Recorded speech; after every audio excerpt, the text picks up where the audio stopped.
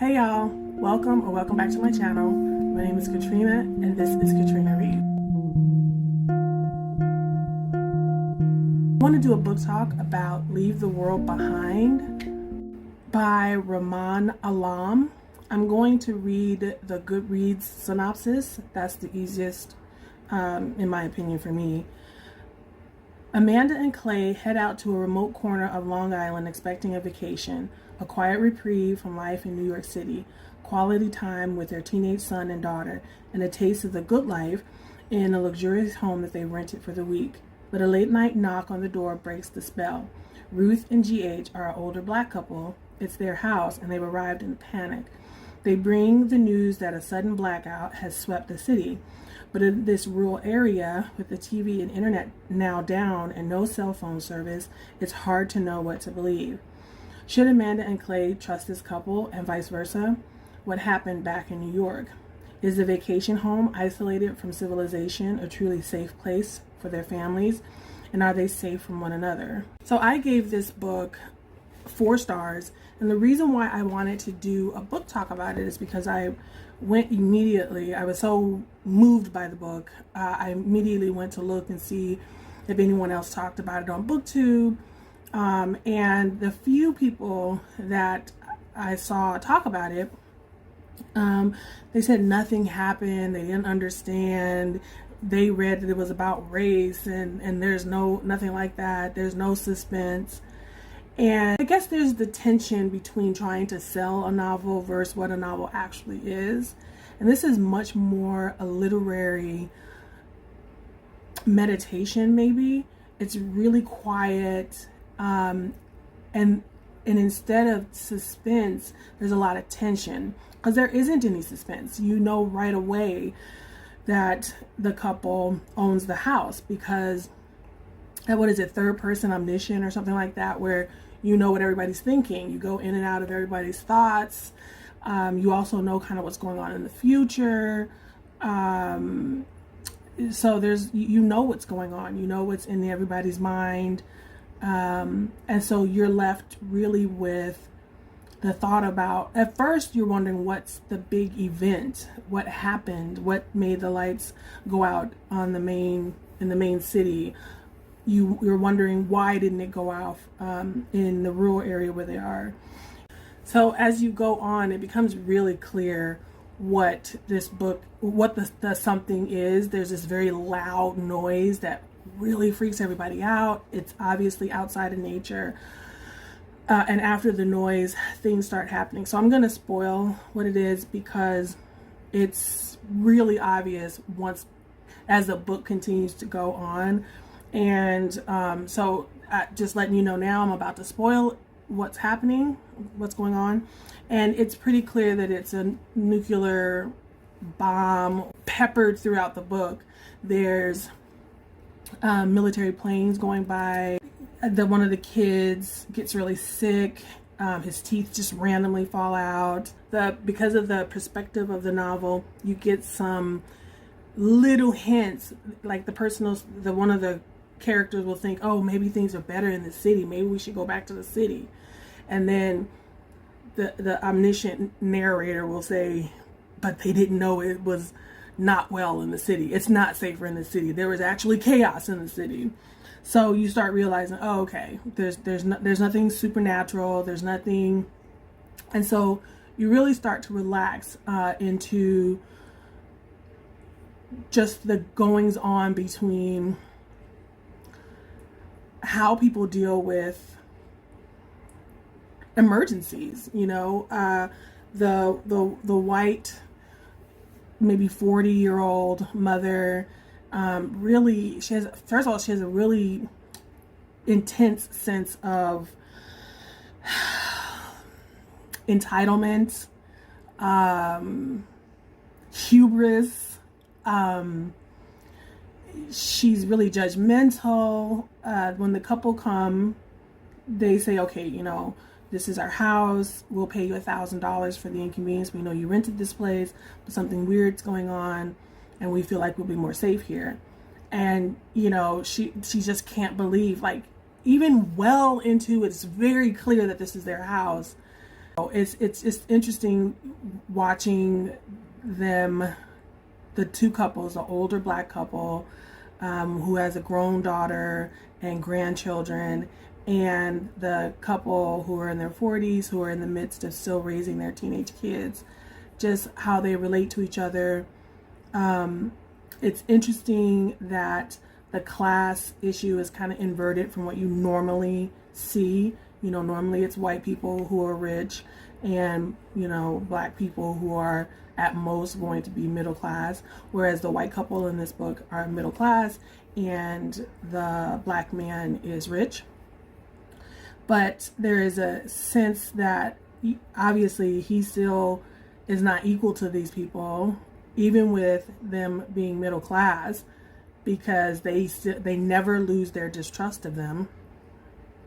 The white lady in her 40s, she continues to demand things from Ruth, who is the black older lady, and I picked up on that because white women a lot of times demand things from their black co-workers, friends, that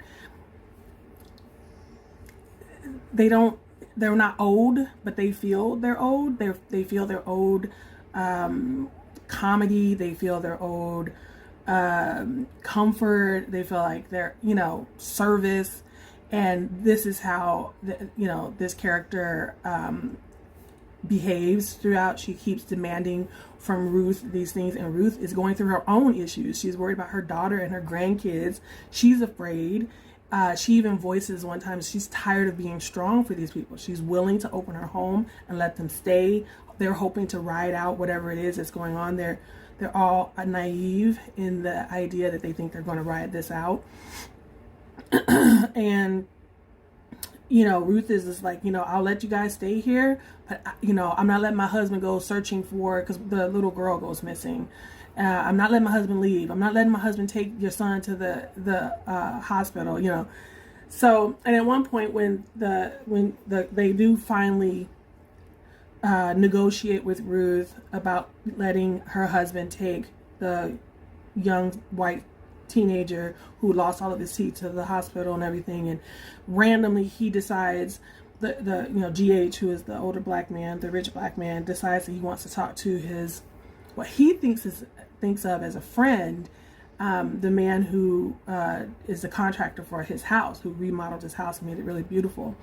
And when he gets to the guy's house, it becomes very clear that, again, because of the omniscient narrator, what the guy thinks of him. He's not friends with him, but GH can tell that too, and he's like, oh, I've made a terrible mistake. This guy doesn't see me as an equal, even though we live in the same neighborhood. And then GH starts thinking about how, oh yeah, you know, I actually don't talk to anybody in the neighborhood. No one's come to my house, and when I was, you know, not renting it out through Airbnb, you know, no one did come to my house, you know, with coffee or a fruit basket or whatever. And so he's reminded that his money can't inoculate him from race. And so it's really interesting that the white people that I watched who read this book glossed over those things, and glossed over that interplay between class and race and how it kept kind of flowing in and out of each other. And I can see where people would think it's boring, nothing's happening, because you do have to be paying attention to that stuff. And a lot of times white people don't have to. Black people have to, for survival. We have to know what's going on underneath the surface. We have to listen to dog whistles. We have to pay attention to, there was something I saw, I can't remember where I heard it from or saw it at, and it was, I don't remember if it was a true story. I don't remember if it was a book I read. I don't remember what, but it sounds like a true story because I've heard true stories like this. And there was a father or a grandmother telling a daughter, pay attention to the Klansmen who come and bother you. Pay attention to their shoes, because they may be your dentist, your pastor, or your teacher. Black people have had to come up with a sixth sense. We have to know white people more than white people even know themselves, I think sometimes. White people don't have to know us. They don't know the ins and outs of our culture. More and more now they're starting to get a window into it because of the internet. But the ins and outs of white people culture, we have to know, because you've pushed it on us with, television shows, and that's all we had for a long time, were white television shows or comedy or things like that. Black people have had to serve. We've grown up. We've been siblings, siblings and children of white people, just unacknowledged. And it's life and death sometimes. If you look at a person the wrong way, if they're in the wrong mood, we have to be extra sensitive, and that's generational trauma or generational sixth sense that we've built up, to try to, and it, it lends to trauma with our own children too. Like, we're traditionally really hard on our own children, because if I don't beat my child, then they could be killed because they looked at a white woman for too long. And so that plays out in this book, and I think it plays out in the reception of the book, because that tension, those little nuances, the little thought processes that kind of that Lauren makes. I think her name is Lauren. Her name is Amanda. The little things that she thinks about with Amanda. There's even a point where GH and Amanda are talking about their jobs, and they're talking over each other. They're talking to each other, but neither one of them are listening. And I wondered, like I said, this plays out like a play, and this would be a wonderful scene in a play where it's like they would be talking over each other. The book wouldn't show that, obviously, so it looked like they were, talking in a normal conversation. But if it was in a play or a movie, I could see them just talking over each other. They weren't even listening to each other. And I wonder if Rumaan Alam was trying to say something about how, because Black people now have more of a say, but white people are not used to listening, that we've gotten to a place where we always were talked to. We've now come to, a sense of parity where we can both talk to each other, but no one's listening. We're just talking at each other. So that was an interesting possible thing that was going on. I don't know. I may be reading into it. But it, so it did have like this creepy backdrop of, like I said, every once in a while, somebody would look out, the window and see all these deer in the woods, or you would realize it was really silent. And anybody who lives in the country or has gone camping knows that nature is not quiet at all. Like even if you don't hear birds or frogs or crickets or something, like stuff is just crunching in grass, like you don't even like it's always out. The wind's blowing, the trees are rattling, like there's always noise, and it can be very loud. But it's creepy because there is no sound, because nature has started to leave. People's pets start leaving. There's nobody in town. There's this random interaction between Clay, who's the husband, the white husband. He's driving around. He gets lost because he's trying to find. I think he goes and he tries to find help to see if anybody else heard the noise and what they're going through, because they don't have any information. There's no internet. There's no TV.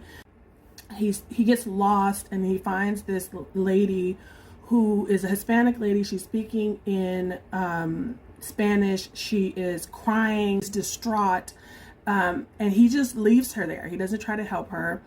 And one of the reviewers that I watched said that, what happened with that? What was the point of that? Because it comes back up later on when he admits, because he lies at first when he comes back and said, no, I didn't see anybody, nothing happened.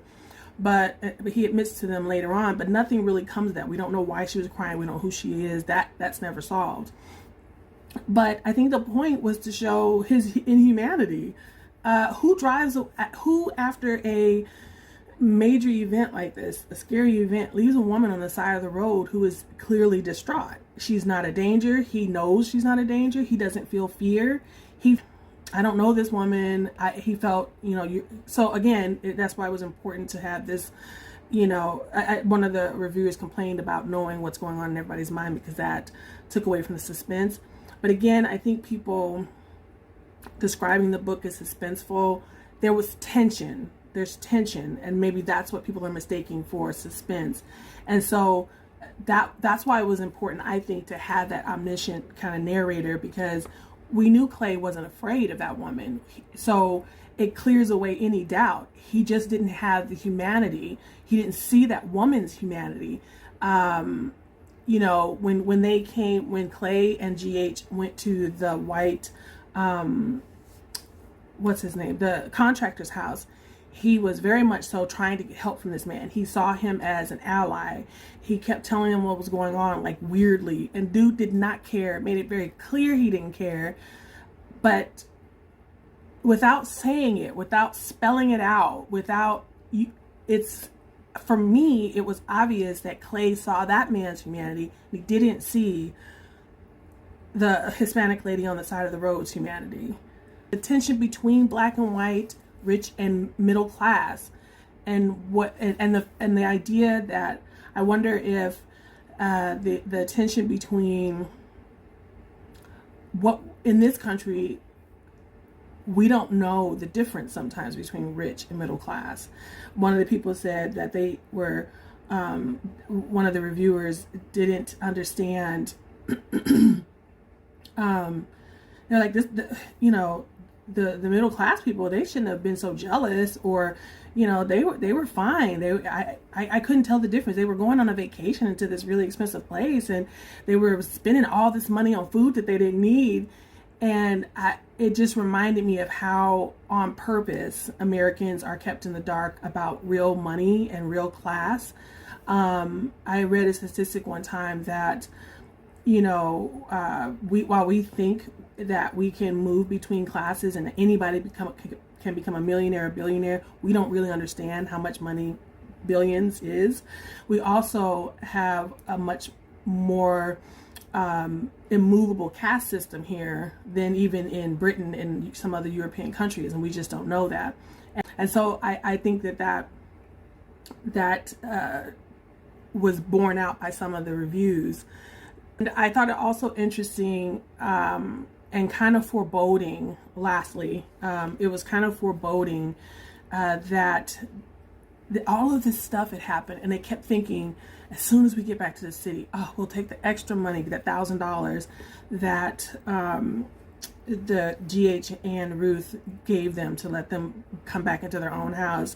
I said, we'll be able to go to a restaurant that we don't normally get to go to, a fancy restaurant, one of those nice ones, I think like that. I just keep thinking, once this coronavirus is over, I can't wait to just be back to, the kids being in school, and then I can take the day and I can clean the house and enjoy the house being clean. Because if I clean now, I don't get to enjoy it being clean. It's instantly messed up again. I'm homeschooling them because I just can't trust. We're totally locked down. I can't, I'll be able to go to Starbucks during the day and Target. And when am I thinking that this stuff is all going to go back to normal? What if it doesn't ever go back to normal? Some of the people that I've watched, medical professionals and immunologists, I don't know how to say the word, immunologist. Oh, I think I was saying it right. So a lot of the immunologists are saying that there's going to be a COVID-22 and so there's going to be multiple versions of it. The hope is that, we'll be prepared from here on out. But I just noticed myself in Amanda and Clay, my sense of maybe wishful thinking, but also maybe not being very realistic about how long it's going to take for us to get back to normal. For these people, like I said, it was really easy to realize this was a nuclear event. They're living in our world. It's not like, It's not like a place that nuclear events haven't happened or the possibility of them hasn't happened. So that I was unnerved by seeing myself in their naivete, maybe. The last thing is the book ends extremely abruptly and without any conclusion, any traditional conclusion. That was a complaint in some of the other reviews, and I was okay with that because it was pretty clear what was going to happen. Like I said, there was a few little things that were alluded to. Not in a sense, it did end abruptly, but we do know in a sense what's going to happen because of some of those things peppered throughout the book. And I understand that we read a lot for escape, but I specifically read certain books for that. I read my little cozy mysteries. Some people read romances, magical books, fantasy. You read that for escape. But there was a lot. This book was actually, it wasn't obvious. Once I started reading it, it became obvious. Again, it was a marketing thing to make it seem like it was going to be just another domestic thriller or suspense book. And it turned out to be a literary book. And once I knew what I was reading, I was okay with a little bit of the meandering randomness of it, because life is that way. I was okay with the abrupt ending without everything being spelled out for us, because life is that way. That's the reality of it. And literary fiction a lot of times is a meditation on something specific, and it focuses it in on how life is for real, and sometimes in really poetic ways shines a light on things. And Rumaan Alam did that with some really beautiful poetic passages. And then sometimes there were these rambling things about all the stuff that Amanda shopped for. Why? Maybe to show us how careless Amanda was. I don't know. I can deeply think about that. I don't think I'll be reading this again. And again, that's why it's a 4-star. And that for me, a 5-star is something I'm going to read again. But I feel like I got what I needed out of this book. I thought a lot about it. When I wrote my little notes, I put first thoughts, and I thought I would come back and write some more thoughts. But I didn't feel like I needed to come back to it. TLDR it's not a suspense thriller. It's a tension-filled literary fiction novel.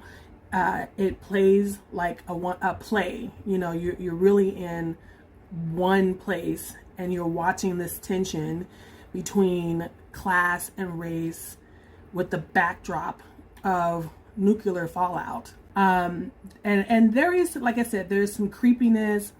Rumaan Alam is very descriptive in how he talks about the animals congregating, and how they were just like watching the house. The number of them, it's I don't know why it's disturbing.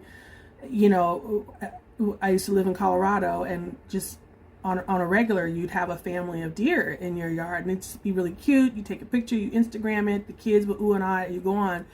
But in this book, there were hundreds of deer congregating right outside the property, the boundaries of the woods of this property, and it was creepy.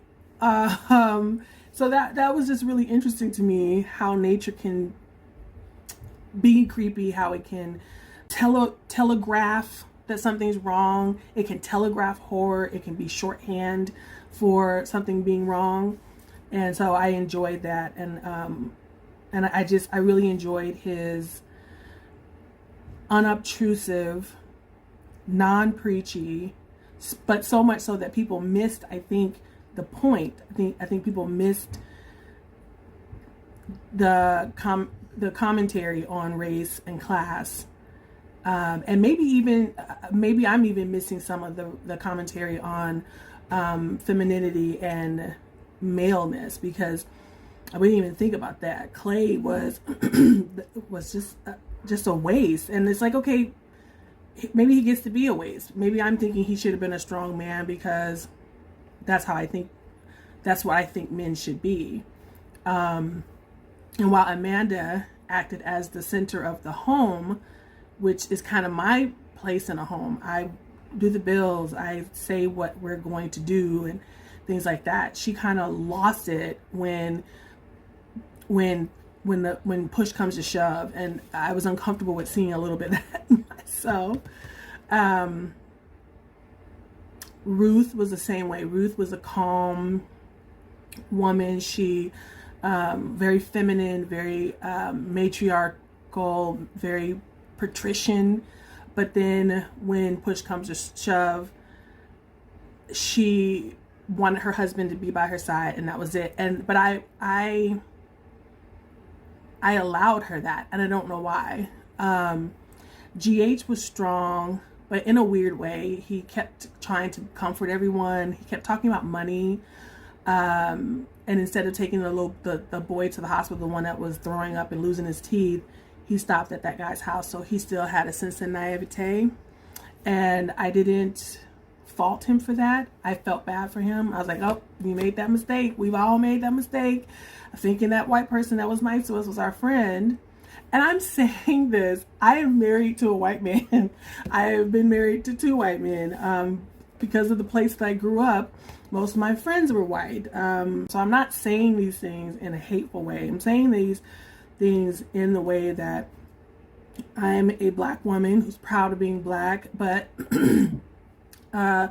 am pretty aware of white people and aware of racism and aware of the more insidious racism, because I've dealt with a lot of friends have come and gone over the years because people in the workplace, this is where this is coming from. It's not coming from a place of hate or anything like that. Like I said, all 5 of my children are half white. I'm married currently to a white man. That's not the issue. The issue is there is a reality of what it's like to be a person of color and deal with white people. Well-meaning, liberal white people. So those were my thoughts on Leave the World Behind by Rumaan Alam. Let me know what your thoughts were. Let me know if you agree or disagree with any of the points I've made, and leave them down in the comments below. And I guess to get people engaged, if you made it to this point, please leave a